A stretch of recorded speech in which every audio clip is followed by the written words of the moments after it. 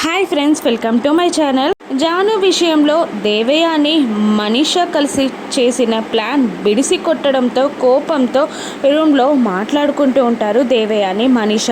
ఇక దేవయాని కోపంగా ఇలా అంటూ ఉంటుంది, ఈరోజు ఆ జాను జీవితం కుక్కలు చింపిన విస్తరి అవుతుందనుకుంటే లాస్ట్ మూమెంట్లో మిత్ర వచ్చి అంతా ప్లాన్ అంతా పాడు చేసి దాన్ని కాపాడాడు అని దేవయాని అంటుండగా మనీష ఇలా అంటూ ఉంటుంది, లాస్ట్ మూమెంట్లో మిత్ర వచ్చి ప్లాన్ అంతా స్పాయిల్ చేశాడంటీ అని అంటూ డోర్ వైపు చూడగానే షాక్ అవుతుంది మనీష. ఇక మనీష షాక్ అవ్వడం చూసిన దేవయాని కూడా డోర్ వైపు చూసి షాక్ అవుతుంది. ఇద్దరు షాక్ అవుతూ డోర్ వైపు చూస్తుండగా డోర్ దగ్గర మిత్ర నిలబడి వీళ్ళిద్దరినే కోపంగా చూస్తూ ఉంటాడు.